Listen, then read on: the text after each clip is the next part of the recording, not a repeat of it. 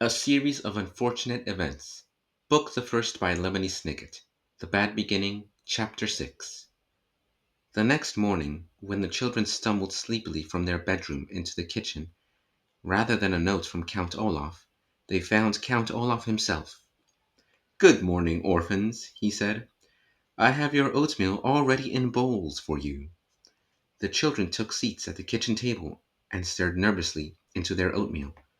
If you knew Count Olaf and he suddenly served you a meal, wouldn't you be afraid there was something terrible in it, like poison or ground glass? But instead, Violet, Klaus, and Sunny found that fresh raspberries had been sprinkled on top of each of their portions. The Baudelaire orphans hadn't had raspberries since their parents died, although they were extremely fond of them. "Thank you," Klaus said, carefully, picking up one of the raspberries and examining it.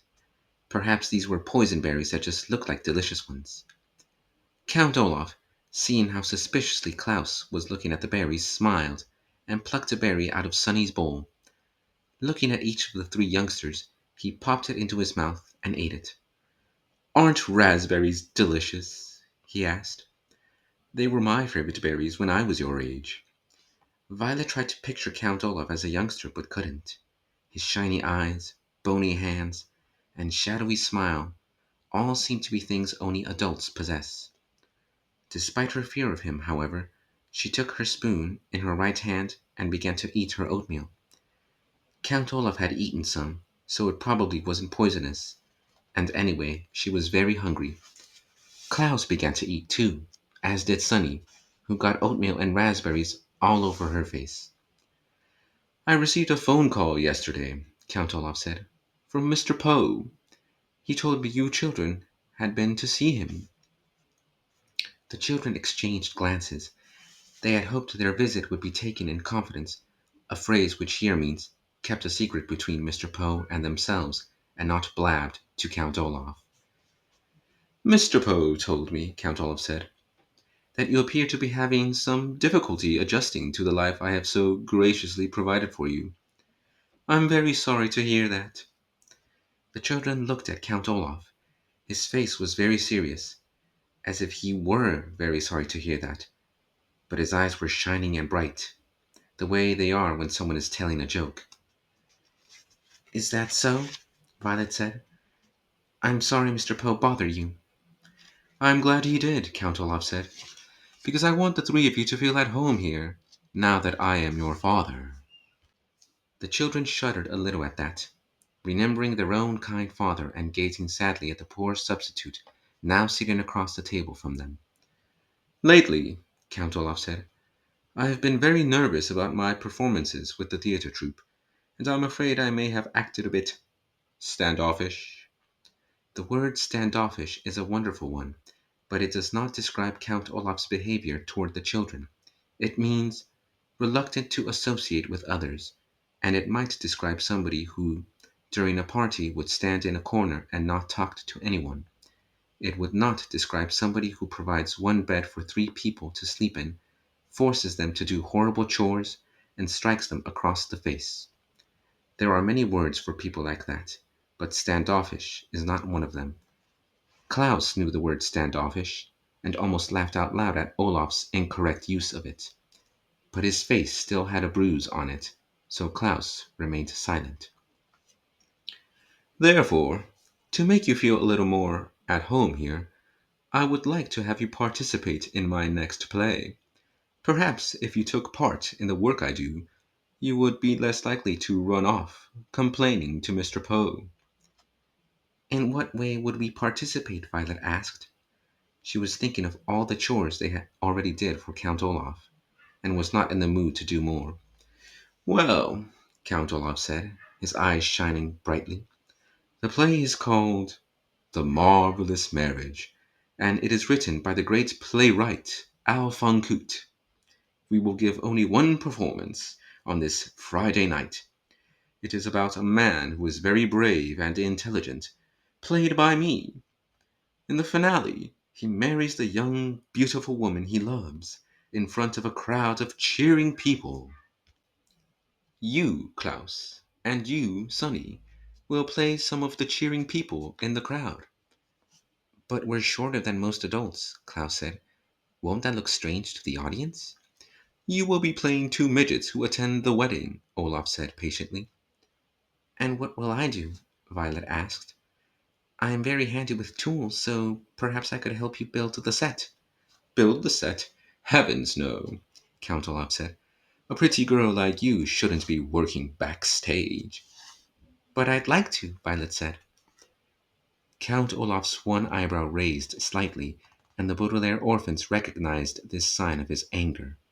But then the eyebrow went down again, as he forced himself to remain calm. But I have such an important role for you on stage, he said. You are going to play the young woman I marry. Violet felt her oatmeal and raspberries shift around in her stomach, as if she had just caught the flu. It was bad enough having Count Olaf acting in loco parentis and announcing himself as their father, but to consider this man her husband, even for the purposes of a play, was even more dreadful. It is a very important role, he continued, his mouth curling up into an unconvincing smile. Although you have no lines other than I do, which you will say when Justice Strauss asks you if you will have me. Justice Strauss? Violet said. What does she have to do with it? She has agreed to play the part of the judge, Count Olaf said. Behind him, one of the eyes painted on the kitchen walls closely watched over each of the Baudelaire children. I asked Justice Strauss to participate because I wanted to be neighborly as well as fatherly. Count Olaf, Violet said, and then stopped herself. She wanted to argue her way out of playing his bride, but she didn't want to make him angry. Father, she said, I'm not sure I'm talented enough to perform professionally. I would hate to disgrace your good name and the name of Al Fung Put. Plus, I'll be very busy in the next few weeks working on my inventions. And learning how to prepare roast beef, she added quickly, remembering how he had behaved about dinner. Count Olaf reached out one of his spidery hands and stroked Violet on the chin, looking deep into her eyes. You will, he said, participate in this theatrical performance. I would prefer it if you would participate voluntarily. But as I believe Mr. Poe explained to you, I can order you to participate, and you must obey. Olaf's sharp and dirty fingernails gently scratched on Violet's chin, and she shivered. The room was very, very quiet as Olaf finally let go and stood up and left without a word. The Baudelaire children listened to his heavy footsteps go up the stairs to the tower they were forbidden to enter. Well, Klaus said hesitantly, I guess it won't hurt to be in the play. It seems to be very important to him, and we want to keep on his good side. But he must be up to something, Violet said. You don't think those berries were poisoned, do you? Klaus asked worriedly. No, Violet said. Olaf is after the fortune we will inherit. Killing us would do him no good. But what good does it do him to have us be in a stupid play? I don't know, Violet admitted miserably. She stood up and started washing out the oatmeal bowls. I wish we knew something more about inheritance law, Klaus said. I'll bet Count Olaf has cooked up some plan to get our money, but I don't know what it could be. I guess we could ask Mr. Poe about it, Violet said doubtfully, as Klaus stood beside her and dried the dishes. He knows all those Latin legal phrases. But Mr. Poe would probably call Count Olaf again, and then he'd know we were onto him, Klaus pointed out. Maybe we should try to talk to Justice Strauss. She's a judge, so she must know all about the law. But she's also Olaf's neighbor, Violet replied, and she might tell him that we had asked. Klaus took his glasses off, which he often did when he was thinking hard. How could we find out about the law without Olaf's knowledge? Book! Sunny shouted suddenly. She probably meant something like, would somebody please wipe my face? But it made Violet and Klaus look at each other. Book! They were both thinking the same thing. Surely Justice Strauss would have a book on inheritance law. Count Olaf didn't leave us any chores to do, Violet said, so I suppose we are free to visit Justice Strauss and her library. Klaus smiled. Yes, indeed, he said.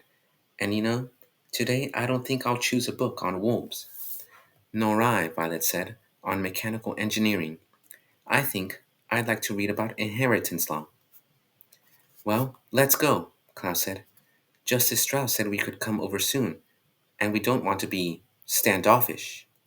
At the mention of the word that Count Olaf had used so ridiculously, the Baudelaire orphans all laughed, even Sonny, who of course did not have a very big vocabulary. Swiftly they put away the clean oatmeal bowls in the kitchen cupboards, which watched them with painted eyes. Then the three young people ran next door. Friday, the day of the performance, was only a few days off, and the children wanted to figure out Count Olaf's plan as quickly as possible.